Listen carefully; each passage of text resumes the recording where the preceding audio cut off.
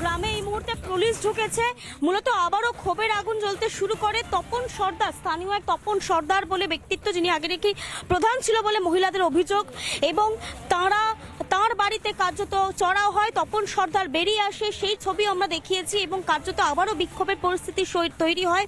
গ্রামের যারা মহিলা রয়েছেন, মূলত আদিবাসী মহিলা, জুতো ঝাঁটা লাঠি নিয়ে বেরিয়ে আসেন, এবং সেই কার্যত সেই তপন সর্দারের বাড়ির দিকে কিন্তু যাচ্ছিলেন।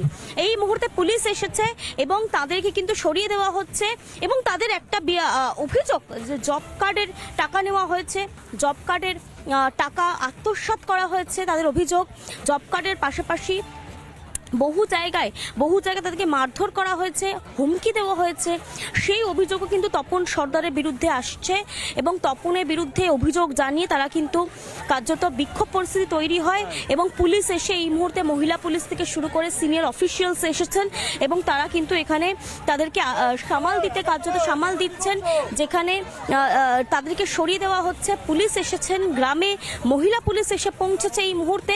সেই ছবি আমরা এই মুহূর্তে দেখতে পাচ্ছি। প্রচুর মহিলারা গ্রাম থেকে কিন্তু বেরিয়ে এসেছিলেন যে মুহূর্তে আমরা দেখছিলাম যে এখানে বিক্ষোভ পরিস্থিতি তৈরি হয়েছিল, এবং পুলিশের সঙ্গেই কার্যত কিন্তু তারা কথা বলছেন, তাদের অভিযোগ জানাচ্ছেন, পুলিশের সামনে অভিযোগ জানাচ্ছেন। দেখতে পাচ্ছ সিনিয়র অফিসিয়ালসরা রয়েছেন, তারা কথা বলার চেষ্টা করছেন, তাদের সঙ্গে বোঝানোর চেষ্টা চলছে যে আপনারা বিদ্রোহ করবেন না, বিক্ষোভ করবেন না, আপনারা বাড়িতে যান, আপনাদের অভিযোগ শুনবো। এবং আসলে এই মুহূর্তে পুলিশ তারই সঙ্গে আমি আরও একটা জায়গা পকেটে বিভিন্ন যে বেরমজুর জায়গা রয়েছে, পকেটে কিন্তু বিক্ষোভ চলছে, আন্দোলন চলছে।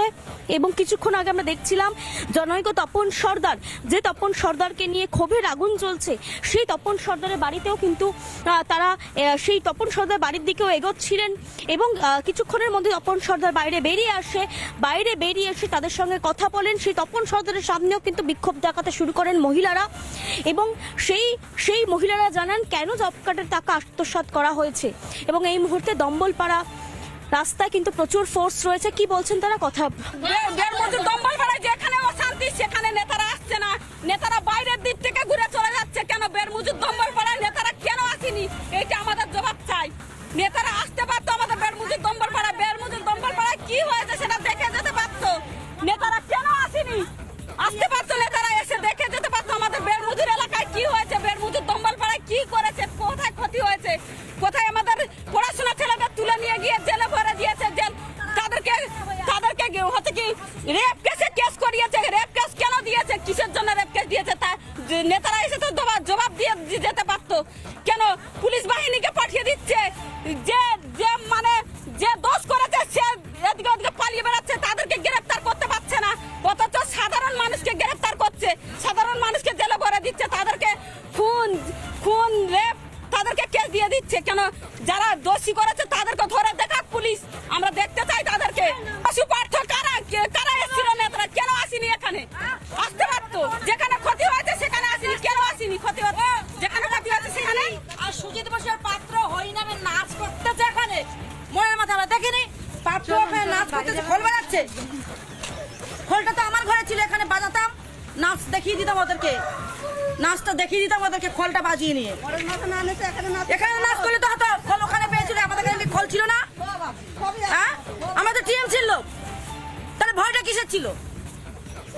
আমার তো টিএম ছিল, কোথাকার নেতা সেখান থেকে তো সব শ্রেণী অন্য শ্রেণী, তাহলে জানে যে আদিবাসী গ্রামে এসে 21 সাল থেকে ক্ষতি হচ্ছে। স্বাভাবিকভাবেই ক্ষোভের আগুন জ্বলছে এই মুহূর্তে, এবং মহিলারা বলছেন শাহজাহান অ্যারেস্ট হয়নি, তার আগে ইতিমধ্যেই যারা এসেছিলেন গতকাল তৃণমূলের প্রতিনিধি দল, তাদের নিয়েও কার্যত ক্ষোভ উগরে দিচ্ছেন। কেন আদিবাসী গ্রামে এলেন না তারা, এইটাই দাবি করছেন মহিলারা। তারা বলছেন, তারা বলতে চান কি ঘটেছে সেটা বলতে চান, কিন্তু তাদের কাছে এসেই পৌঁছলেন না প্রতিনিধি দল।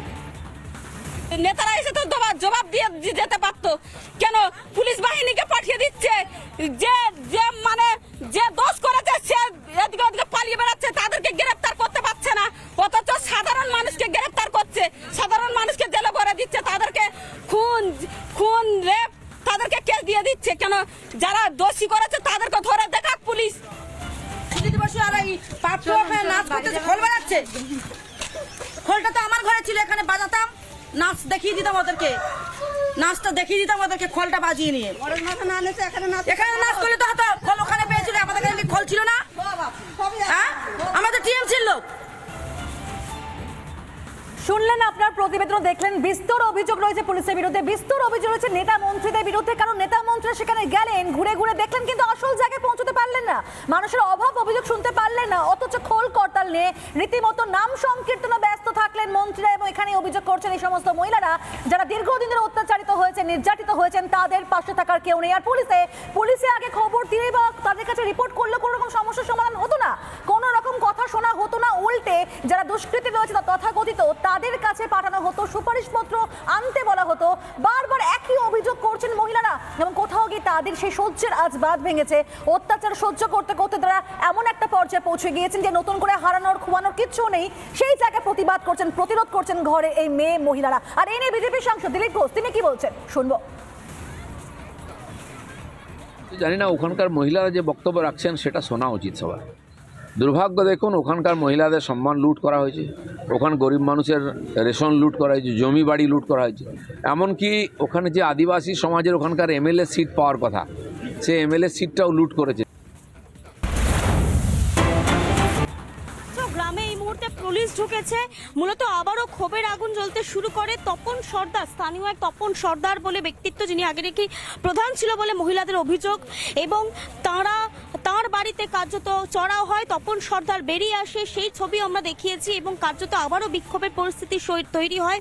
গ্রামের যারা মহিলা রয়েছেন, মূলত আদিবাসী মহিলা, জুতো ঝাঁটা লাঠি নিয়ে বেরিয়ে আসেন এবং সেই তপন সর্দারের বাড়ির দিকে কিন্তু যাচ্ছিলেন।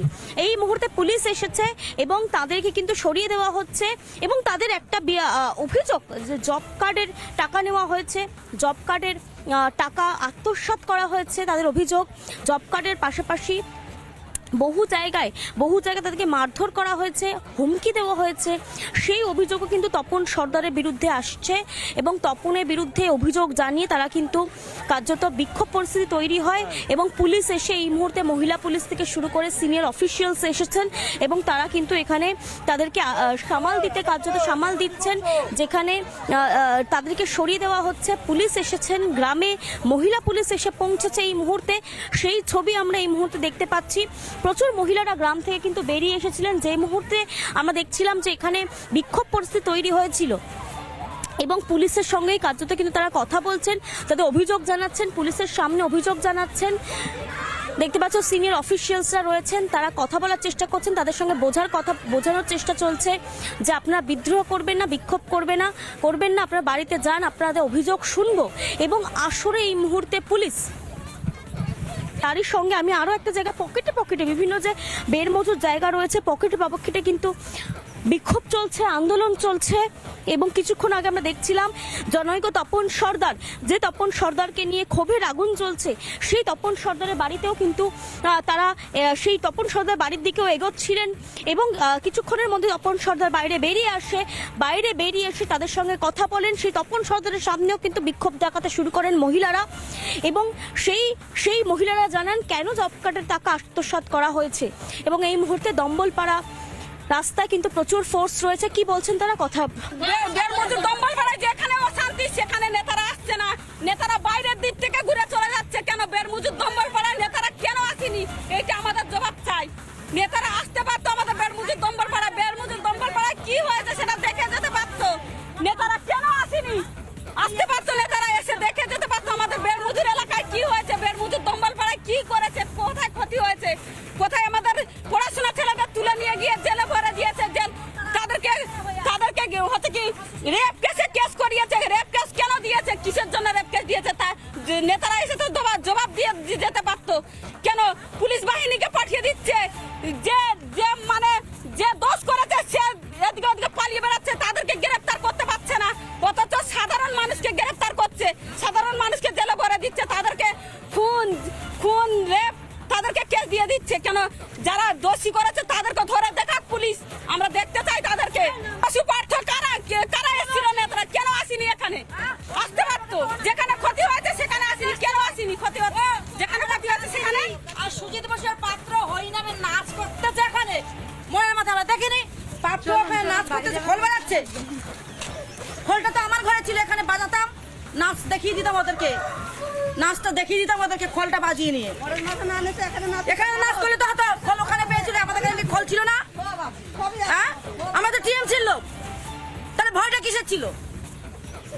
আমার তো টিএম ছিল, কোথাকার নেতা সেখান থেকে তো সব শ্রেণী অন্য শ্রেণী, তাহলে জানে যে আদিবাসী গ্রামে সে 21 সাল থেকে ক্ষতি হচ্ছে, 21 সাল থেকে ক্ষতি হচ্ছে। স্বাভাবিকভাবেই ক্ষোভের আগুন জ্বলছে এই মুহূর্তে এবং মহিলারা বলছেন শাহজাহান অ্যারেস্ট হয়নি, তার আগে ইতিমধ্যেই যারা এসেছিলেন গতকাল তৃণমূলের প্রতিনিধি দল তাদের নিয়েও কার্যত ক্ষোভ উগরে দিচ্ছেন, কেন আদিবাসী গ্রামে এলেন না তারা, এইটাই দাবি করছেন মহিলারা। তারা বলছেন, তারা বলতে চান কি ঘটেছে সেটা বলতে চান, কিন্তু তাদের কাছে এসেই পৌঁছলেন না প্রতিনিধি দল।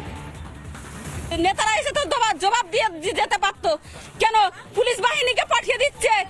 যে যে মানে যে দোষ করেছে সে এদিকে ওদিকে পালিয়ে বেড়াচ্ছে, তাদেরকে গ্রেফতার করতে পারছে না, অথচ সাধারণ মানুষকে গ্রেফতার করছে, সাধারণ মানুষকে জেলে ভরে দিচ্ছে, তাদেরকে খুন রেপ তাদেরকে কেস দিয়ে দিচ্ছে। কেন যারা দোষী করেছে তাদেরকে ধরে দেখাক পুলিশ। সুজিত বসু আর এই পাত্র ওখানে নাচ করতেছে, খোল বাজাচ্ছে। খোলটা তো আমার ঘরে ছিল, এখানে বাজাতাম, নাচ দেখিয়ে দিতাম ওদেরকে, নাচটা দেখিয়ে দিতাম ওদেরকে, খোলটা বাজিয়ে নিয়ে। এখানে নাচ করলে তো হতো, খোল ওখানে পেয়েছিল, আমাদের কাছে খোল ছিল না। হ্যাঁ, আমাদের টিএম ছিল। শুনলেন, আপনার প্রতিবেদন দেখলেন, বিস্তর অভিযোগ রয়েছে পুলিশের বিরুদ্ধে, বিস্তর অভিযোগ রয়েছে নেতা মন্ত্রীদের বিরুদ্ধে, কারণ নেতা মন্ত্রীরা সেখানে গেলেন, ঘুরে ঘুরে দেখলেন কিন্তু আসল জায়গায় পৌঁছতে পারলেন না, মানুষের অভাব অভিযোগ শুনতে পারলেন না, অথচ খোল করতাল নিয়ে রীতিমতো নাম সংকীর্তনে ব্যস্ত থাকলেন মন্ত্রীরা। এবং এখানে অভিযোগ করছেন এই সমস্ত মহিলারা যারা দীর্ঘদিন ধরে অত্যাচারিত হয়েছে, নির্যাতিত হয়েছেন, তাদের পাশে থাকার কেউ নেই। আর পুলিশে আগে খবর দিলে বা তাদের কাছে রিপোর্ট করলে কোনো রকম সমস্যার সমাধান হতো না, কোনো রকম কথা শোনা হতো না, উল্টে যারা দুষ্কৃতী রয়েছে তথাকথিত তাদের কাছে পাঠানো হতো, সুপারিশপত্র আনতে বলা হতো। বারবার একই অভিযোগ করছেন মহিলারা এবং কোথাও গিয়ে তাদের সেই সহ্যের আজ বাঁধ ভেঙেছে। অত্যাচার সহ্য করতে করতে তারা এমন একটা পর্যায়ে পৌঁছে গিয়েছেন যে নতুন করে হারানোর খোয়ানোর কিচ্ছু নেই, সেই জায়গায় প্রতিবাদ করছেন, প্রতিরোধ করছেন ঘরে এই মেয়ে মহিলারা। আর এই নিয়ে বিজেপি সাংসদ দিলীপ ঘোষ তিনি কি বলছেন শুনবো। জানি না ওখানকার মহিলারা যে বক্তব্য রাখছেন সেটা শোনা উচিত সবার। দুর্ভাগ্য দেখুন, ওখানকার মহিলাদের সম্মান লুট করা হয়েছে, ওখানে গরিব মানুষের রেশন লুট করা হয়েছে, জমি বাড়ি লুট করা হয়েছে, এমনকি ওখানে যে আদিবাসী সমাজের ওখানকার এমএলএ সিট পাওয়ার কথা সে এমএলএ সিটটাও লুট করেছে।